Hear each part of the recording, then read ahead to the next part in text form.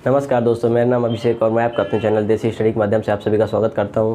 दोस्तों, आज मैं लेकर आया हूं आपके लिए CHSL जो एग्ज़ाम चल रहा है, इस समय 12 तारीख से स्टार्ट हुआ है। उसकी पहले शिफ्ट में जो GS के क्वेश्चन पूछे गए थे, उन क्वेश्चनों को हम लोग इस वीडियो में कवर करेंगे। इस वीडियो के माध्यम से आप लोगों को आगे की तैयारी में हमें किस प्रकार से करनी है या भविष्य में जो भी हमारे CHSL के एग्ज़ाम होने जा रहे हैं उनके किस प्रकार से तैयार करना है, उसमें काफ़ी फ़ायदा मिलेगा। तो आइए चलिए इस वीडियो को कवर करते हैं। सबसे पहला प्रश्न पूछा गया था यहाँ पर कि काजू की खेती के लिए कौन सी मिट्टी उपयुक्त होती है। तो हम लोग सभी लोग जानते हैं कि काजू की खेती करने के लिए हमें जो मिट्टी प्राप्त लगती है वह है बलुई दोमट मिट्टी।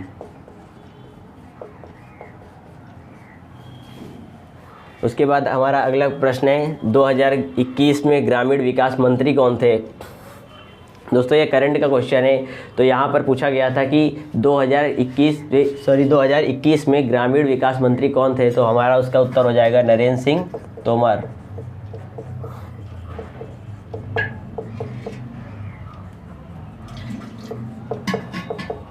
दोस्तों, यहाँ 2021 से भी प्रश्न पूछे जा रहे हैं जो कि लेटेस्ट अपॉइंटमेंट है। तो हम लोगों को लेटेस्ट अपॉइंटमेंट जो भी हुई हैं अभी हाल फिलहाल में, उनको भी देख कर जाना है। आगे हमारा प्रश्न है कोशिका का सिद्धांत किसने दिया था। यह प्रश्न परीक्षा में कई बार पूछा जा चुका है। तो इसमें हम लोग जानते हैं कि कोशिका का सिद्धांत किसने दिया था। तो दो लोगों ने दिया था, स्लाइडेन एवं स्वान। इसका उत्तर स्लाइडेन एवं स्वान हो जाएगा। उसके बाद अगला हमारा क्वेश्चन पूछ रहा है कि तेलंगाना की उच्च न्यायालय की मुख्य न्यायाधीश कौन है। तो ये भी अभी हाल फिलहाल में नियुक्त की गई हैं। तो इस तेलंगाना उच्च न्यायालय की मुख्य न्यायाधीश हिमा कोहली हैं। तो इसका उत्तर हमारा हिमा कोहली हो जाएगा। उसके बाद हमारा अगला प्रश्न है कि सबसे ज़्यादा टेस्ट क्रिकेट में खेलने वाले व्यक्ति कौन है। तो हम लोगों ने कई बार इस क्वेश्चन को पढ़ा हुआ है और हम लोग जानते हैं काफ़ी फेमस हस्ती हैं। तो उनका नाम है सचिन तेंदुलकर।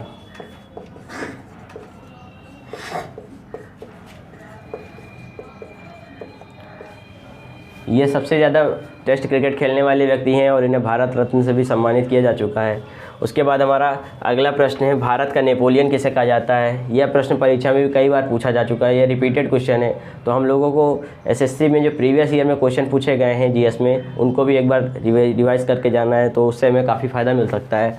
तो इसका उत्तर हो जाएगा हमारा समुद्रगुप्त।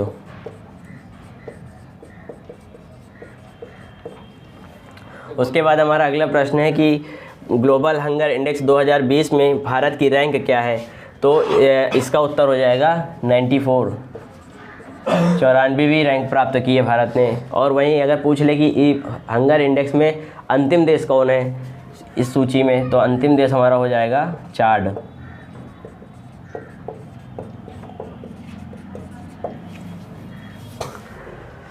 उसके बाद हमारा अगला प्रश्न है कि भारत के वयोवृद्ध पुरुष कौन है। यह प्रश्न भी कई बार पूछा जा चुका है। यह आधुनिक भारत के अंतर्गत आया है, प्रश्न इतिहास का है। इसमें पूछता है कि भारत के वयोवृद्ध पुरुष कौन है। तो हम सभी लोग जानते हैं यहाँ पर कि इसका उत्तर हो जाएगा दादा भाई नेहरूजी। इन्हें grand old man of India कहा जाता है।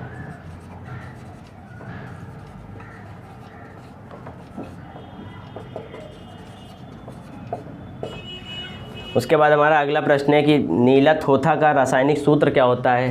यह रसायन विज्ञान से प्रश्न पूछा गया है। तो यहाँ पर इसका उत्तर हो जाएगा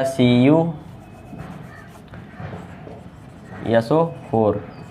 इसका रासायनिक सूत्र CuSO4 होता है।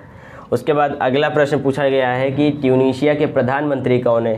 दोस्तों, इस प्रश्न में थोड़ा सा कन्फ्यूज़न है क्योंकि कुछ बच्चे बता रहे थे कि यहाँ पर दूसरे देश के प्रधानमंत्री पूछे गए थे। तो मैं ट्यूनीशिया के प्रधानमंत्री आपको बता दे रहा हूँ। इसके जो प्रधानमंत्री हैं वह हिचेम मिचिची है। इस प्रकार हम लोग देख सकते हैं कि यहाँ पर नई अपॉइंटमेंट और जो फॉरेन कंट्रीज़ में जो नए नए प्रधानमंत्री बनाए जा रहे हैं उनसे भी प्रश्न पूछे जा रहे हैं। तो आप लोगों को थोड़ा जो बाहर विदेशों में नियुक्तियाँ हो रही हैं, राजदूत हो रहे हैं, उनका भी ध्यान देके जाना है। उसके बाद हमारा अगला प्रश्न आता है यहाँ पर। उसके बाद हमारा करंट से क्वेश्चन पूछा गया था कि वर्तमान में इस समय भारत के उपचुनाव आयुक्त कौन है। तो हमारे उपचुनाव आयुक्त इस समय जो वर्तमान में है वह है उमेश सिन्हा। इनका कार्यकाल 30 दिसंबर 2020 से स्टार्ट हुआ है। ये भी लेटेस्ट की नियुक्ति है। उसके बाद अगला क्वेश्चन पूछ रहा है कि पाथवे टू गॉड पुस्तक के लेखक कौन है। तो यह पुस्तक भी काफ़ी फेमस रही है। यह पुस्तक महात्मा गांधी द्वारा लिखित है। तो इसका उत्तर हो जाएगा हमारा महात्मा गांधी। इसके बाद अगर अगले क्वेश्चन में चलते हैं तो यहाँ दिवस से भी प्रश्न पूछे जा रहे हैं। यहाँ पूछा गया था कि विश्व टीबी दिवस कब मनाया जाता है। तो इसका उत्तर हो जाएगा 24 मार्च। दोस्तों, इस विश्व टीबी दिवस पे पूछ सकता है कि इस टीबी दिवस की थीम क्या थी। तो हम लोगों को हर दिवस की थीम भी पता होनी चाहिए जो इस साल मनाए गए हैं। तो इसकी थीम अगर पूछ ले कि विश्व टीबी दिवस की थीम क्या थी, तो इसकी थीम हो जाएगी द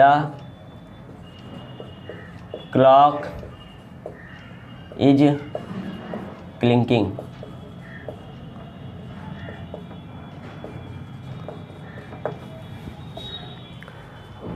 इसके बाद अगर इसके बाद करें कि भारत सरकार ने टीबी को ख़त्म करने का लक्ष्य क्या रखा है, तो इसका उत्तर होगा 2025 तक भारत ने टीबी को भारत देश से ख़त्म करने का लक्ष्य रखा है।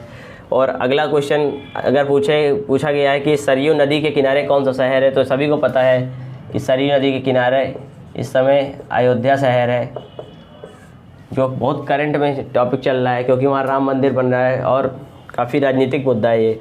उसके बाद अगर अगले क्वेश्चन पे चलते हैं तो अगला क्वेश्चन पूछा गया है कि विश्व का सबसे बड़ा तैरता हुआ सोलर पार्क कौन सा है। तो इस समय विश्व का तैरता हुआ सबसे बड़ा सोलर पार्क बनाया जा रहा है जो कि मध्य प्रदेश में स्थित है। यह नदी में तैरता हुआ सोलर पार्क होगा। उसके बाद अगले क्वेश्चन जो पूछा गया था 2011 की जनगणना के अनुसार किस राज्य की साक्षरता दर सर्वाधिक है। यहाँ पर 2011 की जो जनगणना हुई थी उससे भी बहुत सारे प्रश्न पूछे जा रहे हैं। तो यहाँ हम लोगों को पता होना चाहिए कि 2011 की जनगणना किस राज्य की सर्वाधिक थी। तो वह हमारा राज्य है केरल, जिसकी साक्षरता दर है हमारी 93.91%। और वहीं अगर पूछ ले कि किस राज्य की साक्षरता दर सबसे निम्न है, तो उसका उत्तर हमारा हो जाएगा बिहार, जिसकी साक्षरता दर है हमारी 63.82%। हम लोग को 2011 की जनगणना पढ़ के जानी है और उसमें कई सारे जो आंकड़े हैं उनसे भी प्रश्न बना सकता है। तो 2000 ये क्वेश्चन भी बहुत इंपॉर्टेंट रहा है। आगे हमारा क्वेश्चन है कि आलू का वैज्ञानिक नाम क्या है। तो यहाँ विभिन्न चीज़ों के वैज्ञानिक नाम भी पूछे जा रहे हैं, तो इसको भी आप लोग एक बार रिवीजन कर लेंगे। आलू का वैज्ञानिक नाम होता है सोलोनम ट्यूब्रोसम।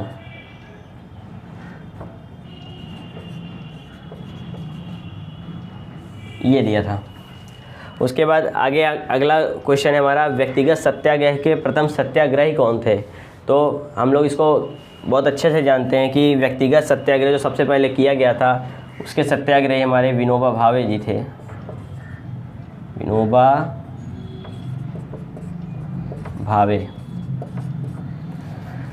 उसके बाद हमारा अगला क्वेश्चन पूछा गया है कि विटामिन सी का रासायनिक नाम क्या है। तो विटामिन सी का रासायनिक नाम हमारा एस्कॉर्बिक एसिड होता है। यह क्वेश्चन कई बार पूछा जा चुका है परीक्षा में। यहाँ रिपीटेड क्वेश्चनों की संख्या भी काफ़ी अच्छी है। तो इस प्रकार इतने ही क्वेश्चन हमें मिल पाए हैं और आप लोगों ने देखा कि यहाँ पर जितने क्वेश्चन थे उनमें सबसे ज़्यादा क्वेश्चन का जो वेटेज दिया जा रहा है वह करंट अफेयर को दिया जा रहा है। आप लोगों को जनवरी से लेकर दिसंबर 2020 तक का करंट अफेयर बहुत अच्छे से तैयार करके जाना है। यहाँ से प्रश्न कई पूछे जा रहे हैं। उसके अलावा यहाँ पर जो लेटेस्ट अपॉइंटमेंट्स हुई हैं 2021 से भी कुछ क्वेश्चन पूछे गए हैं, फॉरेन कंट्री से भी करंट उठाए जा रहे हैं। तो आप लोगों को करंट पे ज़्यादा खासा ध्यान देना है और कुछ प्रीवियस ईयर के क्वेश्चन भी आप लोग रिवाइज़ कर लीजिएगा, उनमें से भी आप लोगों को काफ़ी फ़ायदा मिलेगा। तो अगर आप लोगों को ये वीडियो अच्छी लगी हो तो इसे लाइक एंड सब्सक्राइब करें और कमेंट बॉक्स में अपनी राय अवश्य लिखें। और इसी तरह के आगे आने वाली जो वीडियो होंगी हमारी, तो उसमें मैं जो CHSL में जो एग्ज़ाम चल रहे हैं SSC में, उसमें करंट को और ये सभी प्रश्नों को मैं अगले वीडियो में कवर करूँगा। तो देसी स्टडी से जुड़ने के लिए आप सभी का धन्यवाद। जय हिंद।